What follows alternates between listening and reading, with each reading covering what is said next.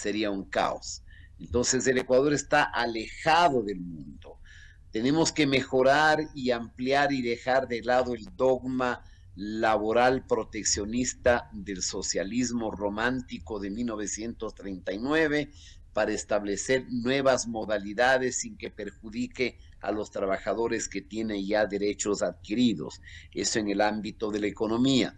En el ámbito de las relaciones internacionales, la reforma al artículo 5 que al Ecuador le permita tener alianzas internacionales para enfrentar las amenazas internacionales como el narcotráfico o, por ejemplo, el establecimiento de bases logísticas de inteligencia y de cooperación internacional. Eliminar esa estúpida disposición de la ciudadanía universal, que es una locura absoluta, y luego incurrir o insistir en una reforma al sistema político, al de los partidos políticos, al sistema electoral, por citarle un caso.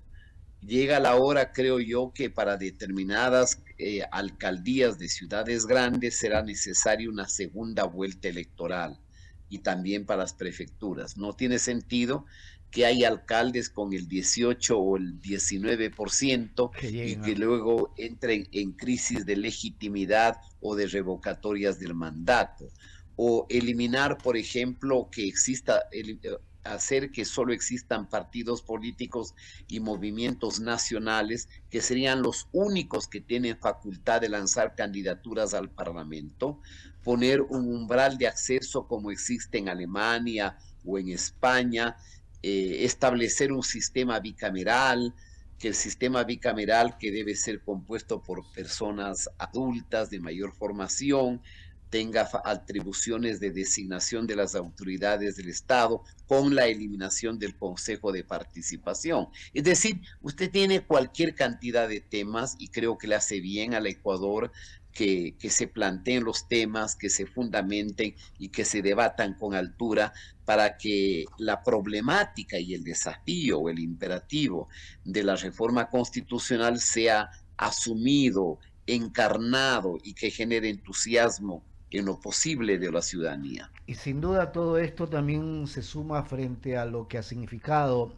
para el país el que la doctora Diana Salazar haya ejercido durante 6 años, 40 y pico días su función. Es decir, para mí, doctor Rivera, hay un antes y un después de Diana Salazar. No sé si coincide en eso y ojalá que de alguna u otra forma sigamos en ese camino de ir descubriendo la corrupción, el robo y el saqueo que ha tenido este país por parte de los políticos. Absolutamente de acuerdo con usted.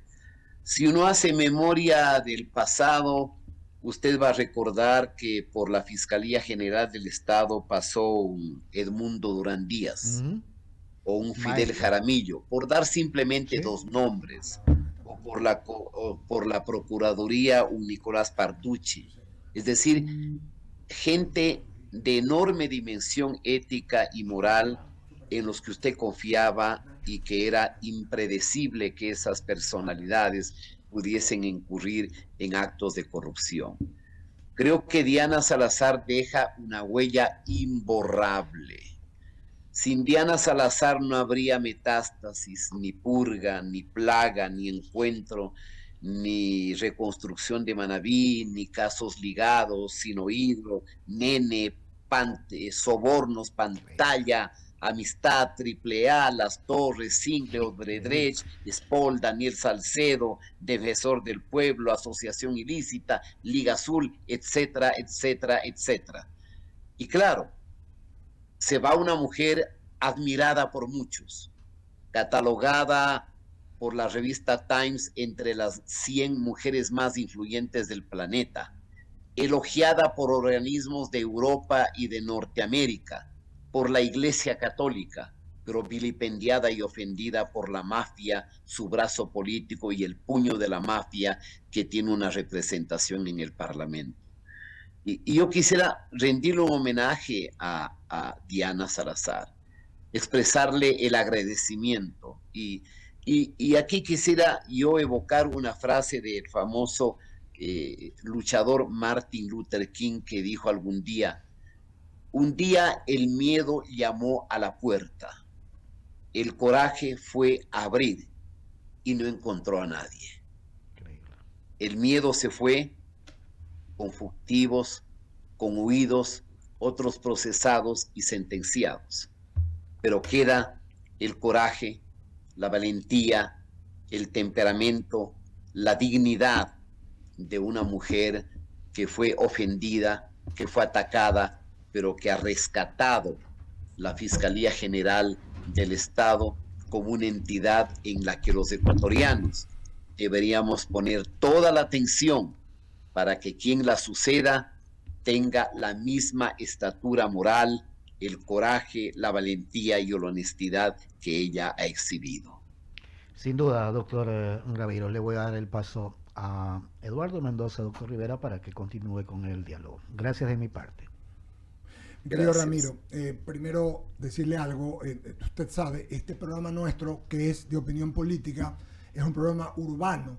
Por lo tanto, tocamos muchos temas como los que usted nos ha escuchado, y a veces no solo la política, incluso yo lo he visto usted que hace opinión también, igual que nosotros, tocar temas, y eso en primera instancia con lo que nos dijo, porque son temas interesantes. La comunidad también, la gente quiere a veces no solo escuchar lo mismo, sino, y por eso hablamos de tránsito, de las comidas. Pero hoy vamos a hablar, y yo reitero lo que usted dice de la doctora Diana Salazar, y lo digo bien, como usted lo dice exactamente, desde el doctor Nicolás Parducci, del doctor Edmundo Durán Díaz, del doctor Espinosa, de allí, pero en los fiscales me refiero, del doctor Edmundo Durán a la fiscal. Yo me recuerdo quizás Mariana Yepes, pero no hubo uno con esta fuerza de tener que enfrentar a todo lo que enfrentó, ¿no? Es una persona que además es un símbolo, mi querido Ramiro, porque es mujer y es una mujer afro, ya viene haciendo carrera. Entonces, realmente yo creo que el Ecuador, y es una de las cosas que me precio en mi corto paso cívico, porque más que político fue cívico, con amigos queridos, amigos suyos que estuvieron allí, como Julio César Trujillo y más, como Luis Hernández y tal, Pablo Dávila, en fin, de haber podido ayudar con este tipo de gente. Pero ahora me preocupa el futuro, que es lo que usted dice, y por eso lo traigo a colación. El futuro, porque la vara está muy alta. La doctora Salazar, mire que desde Edmundo Durán, no digo que no haya otros fiscales como el que usted nombró y algún otro, pero con ese nivel, hasta la doctora Salazar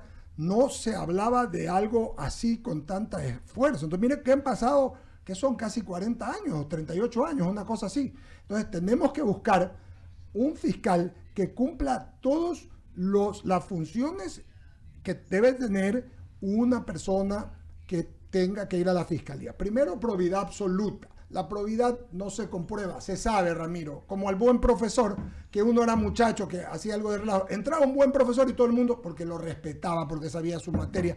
Como a usted, la gente lo respeta, como a nosotros nos respetan. Primero, probidad. Segundo, conocimiento. Pero primero digo probidad, porque la probidad moral está de por medio.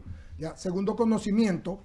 Tercero, valor. Tiene que ser una persona que tenga valentía y tantas más. Quisiera que con usted nombráramos algunas ideas que tiene para el nuevo funcionario, porque usted sabe que se mete el Consejo de Participación Ciudadana, ahí hay gente, ahí hay un par de personas que yo creo que son valiosas, pero otras no. Entonces,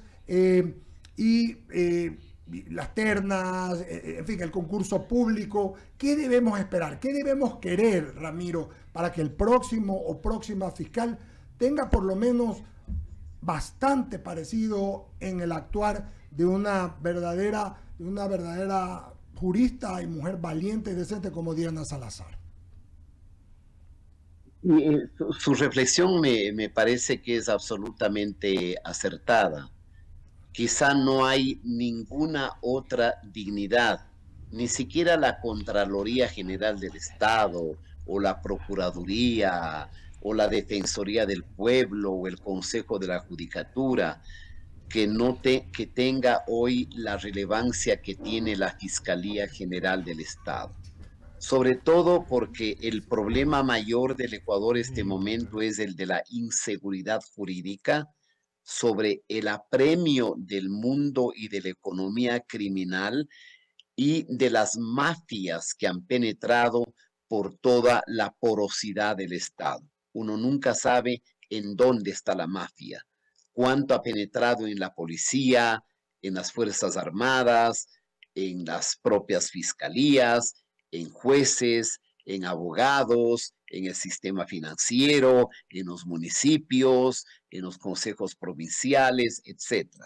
Entonces, esta es una nominación que, claro, por la invención del Consejo de Participación le incumbe a este organismo, pero tiene tanta relevancia, tanta importancia y trascendencia que tenemos que poner todos los ojos y oídos, la academia, la comisión de selección, la ciudadanía, los medios de comunicación, los líderes de la comunicación, para escudriñar cualquier y todo antecedente posible que pudiese generar dudas acerca de lo que usted llama la probidad, la honestidad, la transparencia de aquella persona que no debe tener vínculo alguno que no sea el cumplimiento del deber, el orden constitucional, la lucha contra la corrupción y el desempeño de las atribuciones y facultades que tiene en el proceso de indagación de todos los delitos. Es decir, esta designación me parece absolutamente clave. No debe acceder personas con malos antecedentes o de dudosa probidad. No debe acceder ninguna persona que vaya a ser simplemente una especie de enclave o instrumento al servicio, ya sea de la corrupción, del mundo criminal o de cualquier otro poder fáctico. Tenemos que poner todos los elementos posibles para que esa fiscalía se acerque, diríamos, a nivel de respetabilidad, de admiración y de jerarquía que ha dejado Diana Salazar. Lo que comúnmente se suele decir, la vara ha dejado muy alta. Y en este caso, tiene un enorme mérito, tanto por ser mujer, joven, por haber tenido más de 25 años de carrera en la propia fiscalía, es decir, en el ámbito de la justicia y del control, y sobre todo de su testimonio inequívoco de lucha. Yo he enumerado las cantidades de casos que ella procesó. ¿Se imagina el Ecuador sin ella? Y creo que hay que ponerle en perspectiva histórica esto, porque a veces yo escucho a algunos fanáticos del correísmo minusvalorar diciendo que esto fue posible por el Trujillato. Entre las personalidades que deben quedar en historia está un hombre como Julio César Trujillo, que fue símbolo de autenticidad y de testimonio entre lo que pensó, entre lo que dijo y entre su testimonio de vida. Creo que no hay que olvidar el aporte que dio el presidente Lenín Moreno con la consulta popular del 4 de febrero del 18 y con el establecimiento del Consejo de Participación Transitorio. Ahí hubieron muchas personas, entre ellas usted, Eduardo, que hizo posible un proceso de transición. Y no todos los procesos de transición son perfectos y acabados, porque la misma democracia es un proyecto inacabado y todavía pendiente de construcción total. Pero se desmoronó una parte de la ingeniería autoritaria y de la estructura de impunidad que había colocado el correísmo. ¿Por qué se explica la ofensa, el insulto, la agresión contra Diana Salazar? Viene del mundo criminal. ¿Por qué en el ámbito internacional y en la mayoría de los ecuatorianos, que es gente buena, ella queda como un ejemplo?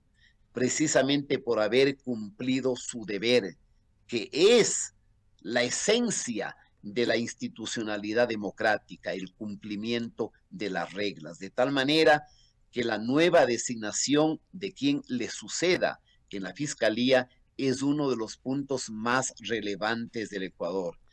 Y esa designación tiene que ser, creo yo, de manera transitoria. ¿Para qué? Hasta que se produzca la reforma constitucional.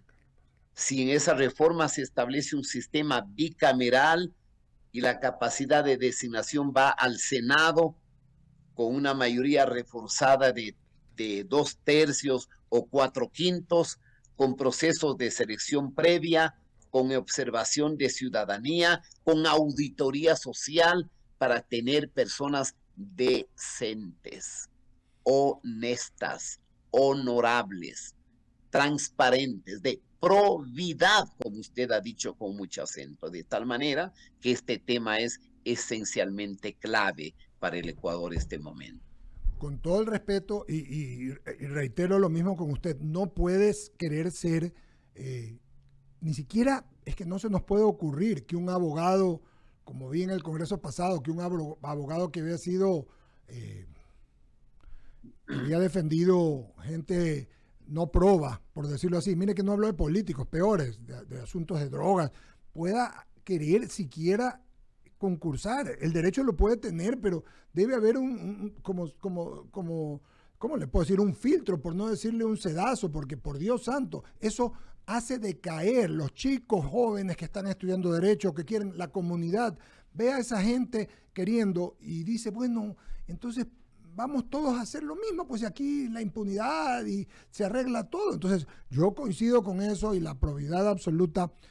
Veía que un asambleísta decía, del grupo que sabemos, ¿no? Del grupo que sabemos, que iba a haber fiesta nacional. ¿Puede creer por qué se lleva la doctora Sala? Claro, la fiesta de creer ella porque van a poder haber impunidad o no los van a juzgar por todo lo que hicieron, pues no, pero son hasta poco talentosos, son, por Dios santo, si la gente un poquito lee estas cosas, más allá de burdas y de ridículas, son prosaicas, entre lo sublime y lo ridículo, ¿no? Pues son prosaicas, pero en todo caso hay que mirar hacia el futuro y mirar a estas autoridades. Ramiro, yo lo he escuchado también hablar de autoridades de otras que están no todavía no están nominadas. Y lo que dice usted no lo ha dicho nadie. Y es muy interesante su observación respecto a que el fiscal o la fiscal o el fiscal que se elija debe ser una temporalidad, una transitoriedad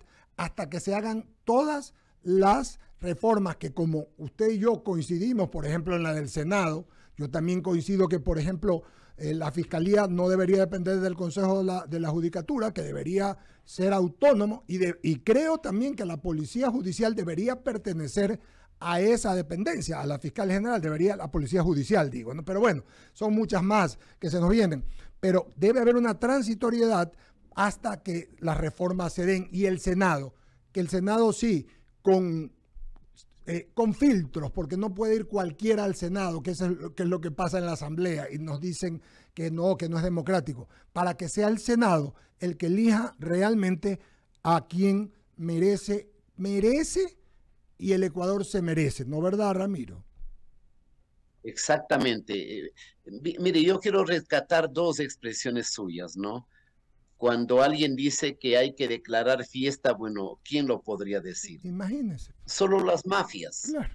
Pero el problema del correísmo, hablando directamente y sin rodeos, tiene un problema no solamente de ética, tiene un problema de estética. Es decir, no es un movimiento hecho para la democracia. Y aquí doy una idea adicional. No descartemos colocar en la Constitución Política del Estado, primero, lo que se denomina la muerte política. ¿Qué quiero decir con esto?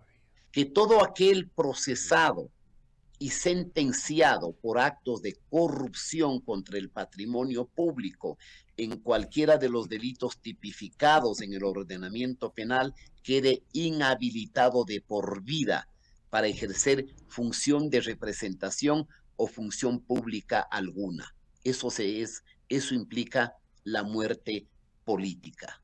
De tal manera que hay que poner acento en esto.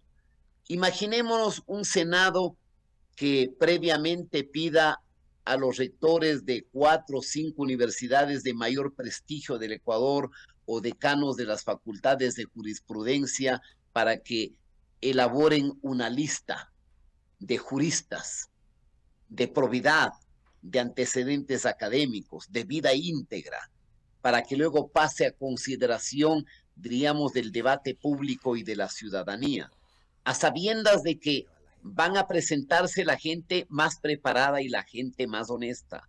Porque ¿qué es lo que ha pasado desde el 2007? Ninguna persona honorable que tenga probidad y que tenga, diríamos, sentido de dignidad y de amor propio se ha prestado para concursos amañados, con marañas de manipulación, de extorsión, de intercambio de favores.